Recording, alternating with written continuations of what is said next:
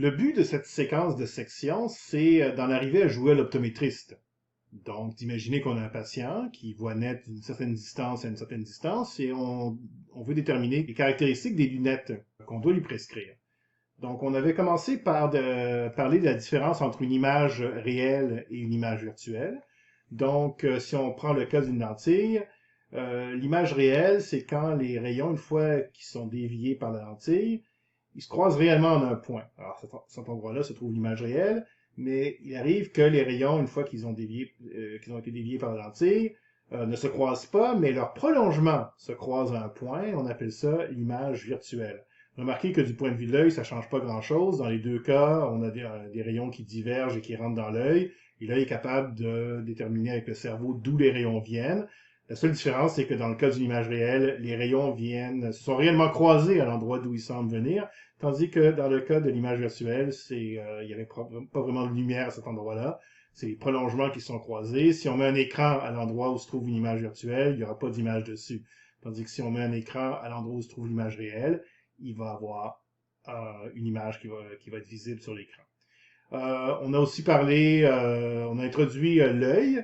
Donc, on a vu que l'œil possède une lentille souple avec les muscles ciliaires peuvent la rendre plus bombée ou moins bombée, ce qui fait en sorte que l'œil est capable de créer une image nette sur la rétine d'objets à différentes distances. Le but, c'est que les rayons qui partent d'un objet ponctuel arrivent tous au même endroit sur la rétine, l'écran au fond de l'œil. Quand l'objet est trop proche, c'est pas possible. Les rayons divergent beaucoup avant de rentrer dans l'œil, même si le cristallin est bombé au maximum. Les rayons ne parviennent pas au même point sur la rétine. Si on éloigne l'objet, à un certain moment, il va être à une distance, à un endroit qu'on appelle le punctum proximum, et là, ça va commencer à être net avec le cristallin bombé au maximum. Le punctum proximum, pour un œil nominal, l'œil standard, on suppose qu'il est à 25 cm de l'œil. Mais ça dépend de l'âge du patient. Les étudiants de cégep, par exemple, ont typiquement des punctum proximum plus rapprochés, de l'ordre de 10 cm. Si l'objet s'éloigne davantage, la vision demeure nette parce que le cristallin va être de moins en moins bombé pour compenser.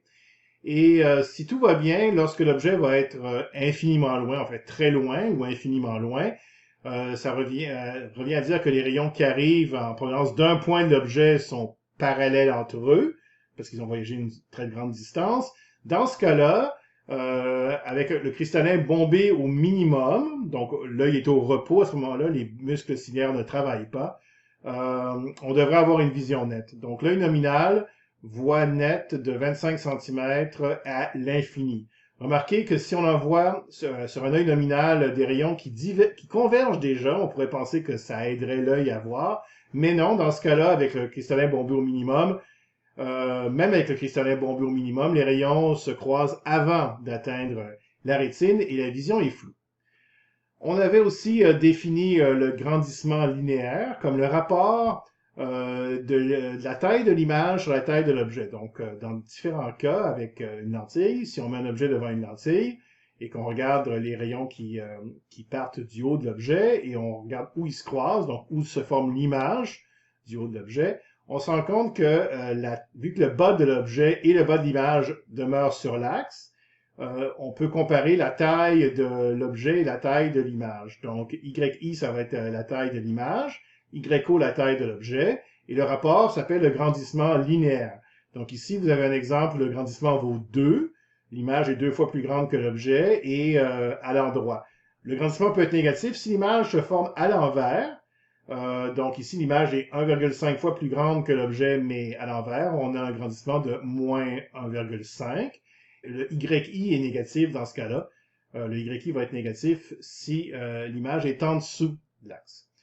Et on avait aussi défini le grandissement angulaire. C'est bien beau de savoir si si l'image est plus grande que l'objet, mais si la distance de l'image n'est pas la même que l'objet, ça se traduit pas directement par une apparence grossie ou une apparence rapetissée. Pour comparer réellement si un objet paraît à l'œil plus gros ou plus petit, il faut comparer l'angle que fait l'objet. On compare de l'œil une ligne de visée vers le bas de l'objet, une ligne de visée vers le haut de l'objet et on calcule l'angle. Et si on fait le rapport Mettons qu'on a une situation, par exemple, ici, on a représenté un microscope avec deux lentilles, et on a une image finale, et on regarde, du point de vue de l'œil, l'angle que fait l'image finale, qu'on va appeler alpha I.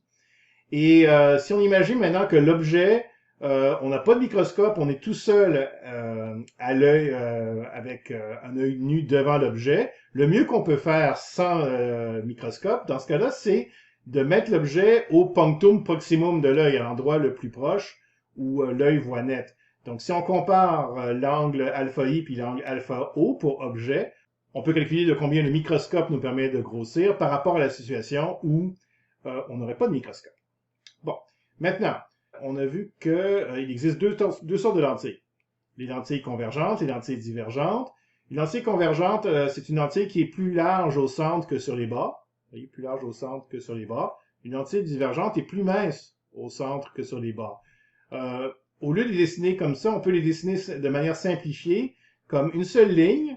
Et si on met des flèches, vous voyez, les flèches ici donnent l'impression que c'est plus bombé au centre que sur les bords, puis les flèches à l'envers donnent l'impression d'une lentille qui est plus mince au centre que sur les bords. Et maintenant, on va commencer par regarder le cas de la lentille convergente. Donc, la lentille convergente, elle a une propriété qu'on appelle le foyer, qui est défini comme étant l'endroit où se croisent des rayons qui viennent d'un objet lointain. Alors, imaginez des rayons qui sont parallèles à l'axe, comme ça, qui viennent d'un petit objet lointain sur l'axe. Ces rayons-là vont se croiser en un seul point. On va l'appeler le foyer image, là où se forme l'image d'un objet à l'infini, et on va le dénoter par la lettre F'. Et une lentille, c'est toujours symétrique. Peu importe les rayons de courbure de ses faces, même si les deux faces ne sont pas symétriques, la lentille, globalement, a toujours deux foyers, un de chaque côté. Alors, on vient de voir le foyer image. Le foyer objet, c'est si on met un objet à cet endroit-là, les rayons vont ressortir parallèles à l'axe. Alors, une fois qu'on connaît les définitions des foyers, on est capable, si on a un objet qui est placé à un endroit quelconque, de tracer ce qu'on appelle trois rayons principaux, qui nous permet de trouver l'image. En fait, deux rayons suffiraient, mais on en a trois au cas où. Alors, le plus simple, c'est le rayon qui passerait par le centre de la lentille. Lui, il va simplement continuer tout droit. Ensuite, le rayon qui arrive parallèle à l'axe, ben, c'est comme un des rayons de ce schéma-là. Donc, il va revenir en passant par le foyer qu'on appelle F'. Et le foyer objet, on l'appelle F. Alors, le rayon qui passerait par F revient parallèle à l'axe. Alors, en traçant les rayons principaux, on est capable, comme ça, par exemple, si je mets un objet ici, alors, rayon 1, rayon 2, rayon 3, je connaissais les foyers, et je trouve ici, dans ce cas-là, une image réelle. Et ici, on aurait ensuite rayon 1, rayon 2. Le rayon 3 est un petit peu plus compliqué à tracer ici parce que c'est les rayons qui passent par F, revient parallèle à l'axe, mais ici, on ne peut pas le faire passer par F, parce qu'il passerait pas, il frapperait pas la lentille. C'est plutôt le rayon qui s'en va vers la lentille, mais qui donne l'impression à la lentille de venir du point F, qui revient parallèle à l'axe. Remarquez que là où il y a des vrais rayons de lumière, des vrais trajets de lumière, comme si c'était des rayons laser, on trace les rayons en trait plein. Et si c'est simplement des prolongements de rayons, on les trace en pointillés. Il existe aussi des lentilles divergentes. Alors, les lentilles divergentes aussi ont des foyers, mais c'est des foyers qu'on appelle virtuels, comparativement à des foyers réels. Dans le sens que les rayons qui arrivent parallèlement à l'axe sur une lentille divergente vont pas se croiser, la lentille fait diverger les rayons. Mais ces rayons-là vont donner l'impression de venir d'un point, s'il y avait un œil placé ici. Ce point-là, on l'appelle F', c'est le foyer image. De même, on ne peut pas vraiment envoyer des rayons qui passeraient par F parce que dans le cas de la lentille divergente, le foyer F est de l'autre côté de la lentille. Mais les rayons qui s'en iraient, qui seraient passés par F s'il n'y avait pas de lentille, vont venir parallèle à l'axe. Alors remarquez l'inversion dans une lentille par rapport aux rayons qui s'en viennent. Dans une lentille convergente, on a d'abord F, ensuite F'. Dans une lentille divergente, on a d'abord F', ensuite F. Donc, pour une lentille divergente, les tracés de rayons principaux, bon, le rayon 1, c'est toujours le même, passe par le centre continu tout droit. Le rayon 2, qui arrive parallèle à l'axe, ressort, bon, faut pas le faire rebondir sur la lentille, parce que c'est une lentille, le rayon traverse. Donc, il faut que le rayon traverse en donnant l'impression de venir de F'. De même, le rayon 3, c'est le rayon qui, il peut pas passer par F directement, mais le rayon qui aurait voulu passer par F, finalement, revient parallèle à l'axe. Alors, si on met un objet devant une lentille divergentes, rayon 1, rayon 2, rayon 3. Et imaginez qu'il y a un œil ici qui reçoit ces trois rayons-là. Les trois rayons donnent l'impression de venir de ce point-là. Les prolongements sont en pointillés. Et ici, on aurait, dans ce cas-là, une image virtuelle. Ensuite, on a vu qu'il existait aussi des formules, des équations pour déterminer la position de l'image et la taille de l'image. Alors, l'équation qui sert le plus dans tout le chapitre, c'est 1 sur P plus 1 sur Q égale 1 sur F. P, c'est la distance entre l'objet et la lentille. Q, c'est la distance entre l'image et la lentille.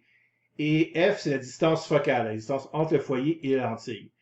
Alors, on peut utiliser cette formule-là. On peut aussi utiliser une formule qui calcule le grandissement. Alors, le grandissement, on a vu que c'est YI sur YO, mais on peut montrer que c'est égal à moins Q sur P. Donc, on peut comme ça déterminer la taille, par exemple, de l'image, si on connaît la taille de l'objet, la position de l'objet et la position de l'image. Remarquez qu'il y a un signe moins dans l'équation, et ce qui m'amène à parler de la convention de signes. Ces équations-là sont valables dans n'importe quelle situation, que l'image soit réelle ou virtuelle, et que la lentille soit convergente ou divergente. Mais pour l'utiliser, il faut tenir compte d'une convention de signes qui associe aux valeurs réelles des chiffres positifs aux valeurs virtuelles des chiffres négatifs. Par exemple, un objet, pour l'instant, les objets sont réels, on verra des objets virtuels plus tard. Donc, les objets sont positifs, P est positif. Q, ben dans ce cas-là, Q serait positif. Ici, on a une image réelle, mais Q pourrait être négatif si l'image était virtuelle. Pour les foyers, on a vu qu'une lentille convergente avait des foyers réels, donc les foyers sont positifs. La valeur de F sera positive pour une lentille convergente. Pour une lentille divergente, la valeur de F sera négative. Pour les Y et puis pour les tailles linéaires Y et pour les grandissements, au-dessus de l'axe, c'est considéré comme positif. En dessous, c'est considéré comme négatif, ce qui va faire en sorte que le grandissement va être négatif dans le cas d'une image à l'envers.